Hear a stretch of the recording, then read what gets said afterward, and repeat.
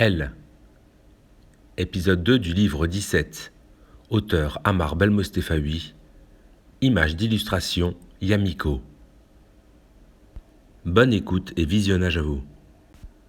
Au réveil, il se dirige vers un comptoir qui propose café, viennoiserie et d'autres produits hors de prix. Ce sont du moins les prix de stations d'autoroute. À peine arrivé en caisse, l'homme qui les dévisageait depuis un bon bout de temps les prit en photo sans même demander leur permission. Mickaël et Haussmann fixent l'homme et finissent par très rapidement engager la conversation. Il les a croisés sur son chemin en venant travailler dans cette station essence et il leur demande pourquoi ils courent et où ils se rendent. Sur la défensive, un peu surpris de la situation, Haussmann énonce juste qu'ils se rendent à Nice à pied en courant. Le vendeur est stupéfait et observe les deux jeunes hommes avec un grand respect. L'autre question qu'il leur pose est de savoir pourquoi faire cela, risquer sa vie en courant sur l'autoroute. Cette fois-ci, c'est Mickaël qui répond. « Elle m'a quitté ». Interrogatif, le vendeur demande aux deux personnes de le suivre. Il leur ouvre une porte donnant sur une douche. Ils peuvent prendre une douche et il leur délivre 2 serviettes.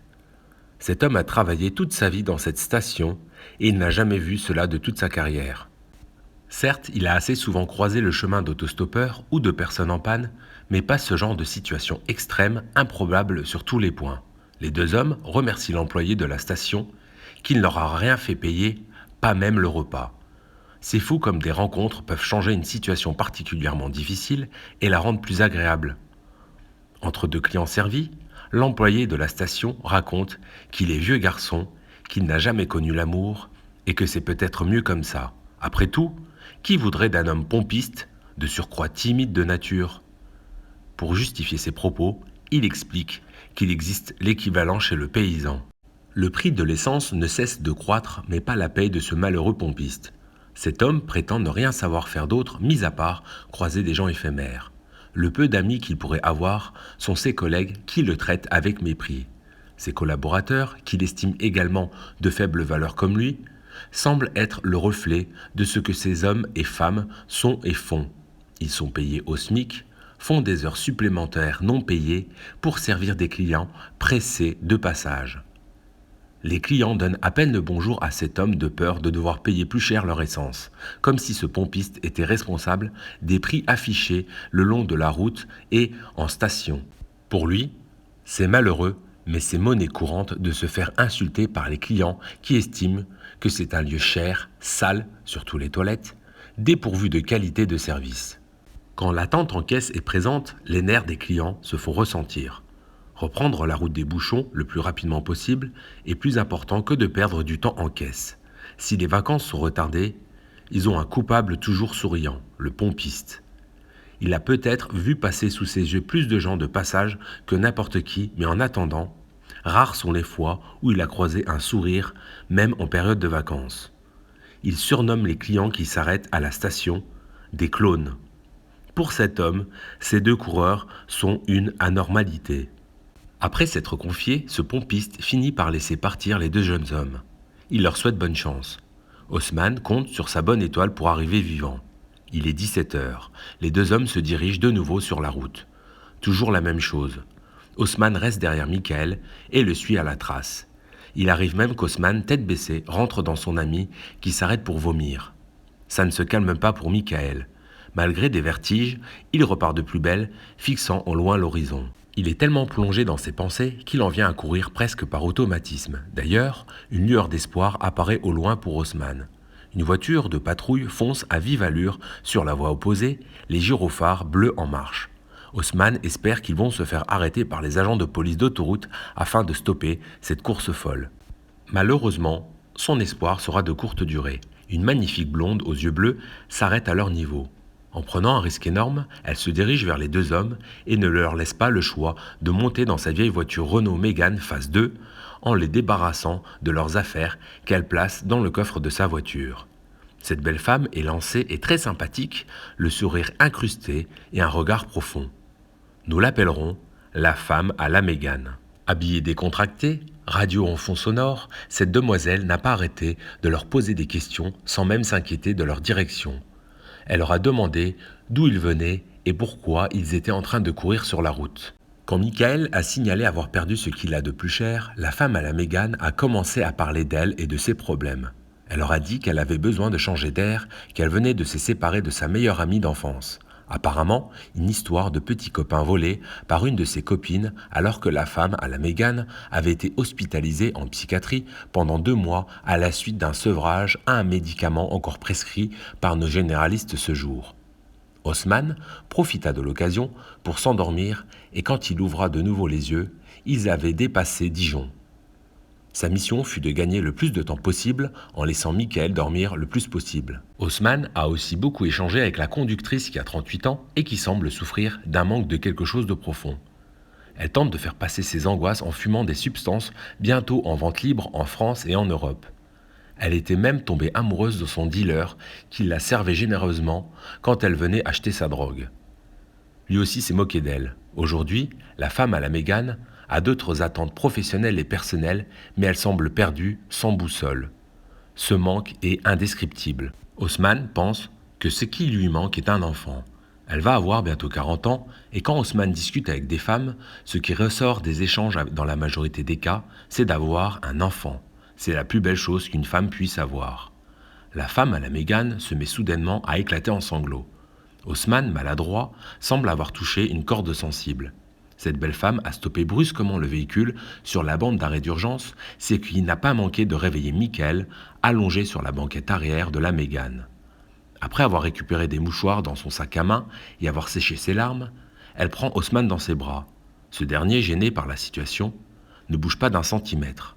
Après une minute qui semble interminable, la femme à la Mégane redémarre le véhicule comme si de rien n'était. Le voyage des deux amis s'arrête avec cette demoiselle au niveau de Mâcon. La jeune femme prend le Snapchat d'Haussmann qui ne manquera pas de partager le restant de son périple avec Michael. Reprendre la course à pied après ce moment chargé en émotions va se faire dans le silence car Michael est toujours dans ses pensées et Haussmann repense à ses sourires échangés avec la femme à la Mégane. Décidément, ce voyage à pied réserve de bonnes surprises. Ce qui rassure Haussmann et Michael, c'est de se rendre compte que nous avons tous des problèmes dans notre vie. Cependant, certaines difficultés n'ont pas le même degré d'importance selon la personne. C'est le cas de ce chauffeur poids lourd qui était arrêté sur le bas-côté de l'autoroute, qui n'a pas hésité à leur demander de l'aider à changer de roue de camion. Ces véhicules sont énormes. Changer la roue d'une voiture peut rapidement devenir une opération difficile, mais changer la roue d'un semi-remorque, d'un tracteur, c'est une autre dimension. Sans se soucier de leur présence sur la bande d'arrêt d'urgence de l'autoroute, ce dernier les a donc sollicités. Une fois cette opération finalisée, le routier les a forcés à son tour à les faire monter dans la cabine de son tracteur. Cet homme semblait avoir une mauvaise haleine. Il a serré la main des deux voyageurs, de ses mains moites et emplies de graisse. Après avoir calé ses pieds entre le tableau de bord et la glacière contenant des canettes et de l'eau, Haussmann s'est installé au milieu et Michael à proximité de la fenêtre. Le chauffeur a proposé une boisson aux deux invités. Il ne prend jamais d'autostoppeur et encore moins de personnes qui errent sur la route de peur de se faire agresser ou même de se faire voler son chargement. Voyant que Michael est pâle, il lui propose de s'installer à l'arrière du camion dans la couchette. Haussmann est envieux. Il a les pieds en feu d'avoir parcouru autant de distance en courant. Sa seule envie, retirer ses baskets et détendre ses jambes. C'est ce qu'il finit par faire. Le chauffeur du poids lourd était super sympa malgré son haleine de stressé de la vie. Haussmann en a profité pour ouvrir la fenêtre, se positionner à côté et profiter de l'air frais qui entrait par la vitre passagère du camion. Pendant que Michael semblait être profondément assoupi, le chauffeur demanda à Haussmann ce qui n'allait pas avec son ami. Haussmann répondit « Elle l'a quitté ». Le chauffeur se mit à rire et à même en faire des zigzags sur la 3 voies, de quoi avoir quelques frayeurs avec ce poids lourd normalement limité à 90 km/h. Ce routier, qui semblait avoir beaucoup voyagé, se confia sur les différentes aventures extra-conjugales qu'il avait eues depuis qu'il avait trouvé sa femme avec un autre homme dans son propre lit. Ce qui ressort des échanges que le chauffeur poids lourd a eus avec Haussmann, c'est une immense solitude et son stress permanent. Il annonça qu'un routier possède une espérance de vie de 10 à 15 ans inférieure par rapport à d'autres personnes exerçant un métier différent et qui vivraient jusqu'à 76 ans. Haussmann ne savait pas d'où ce chauffeur sortait ces chiffres, mais si c'est réellement le cas, à quoi bon rester dans une activité où les conditions sanitaires sont précaires, où le sommeil manque à l'appel ? Pourquoi ne pas choisir un métier qui permettrait à cet homme de manger autre chose que des clubs sandwich et de boire des boissons gazeuses? Ce routier a tout simplement peur de ne pas retrouver du travail dans un autre domaine d'activité. Tout ce que réalise cet homme est sous la pression du stress. Quand il reçoit un appel de son patron, de son entreprise de transport, qui lui demande pourquoi ce routier s'est arrêté plus de 25 minutes sur la route, ce dernier sue à grosses gouttes. Il a un tracker sur son camion qui permet à son responsable logistique de suivre toute une flotte de véhicules à la trace. Objectif premier, optimisation du temps et des déplacements. La concurrence roumaine est rude, donc il faut des salariés compétitifs. Cela fait 2 fois en 3 semaines que ce chauffeur crève un pneu sur son poids lourd. Haussmann tente de raisonner ce chauffeur qui ne pourra pas lutter contre le fait de crever à son tour s'il continue encore à ce rythme effréné. Il n'en a que faire. Il doit amener sa cargaison dans un dépôt du côté de Valence avant 9h34 du matin, sinon il devra attendre le lendemain 5h du matin pour pouvoir vider son camion de son contenu.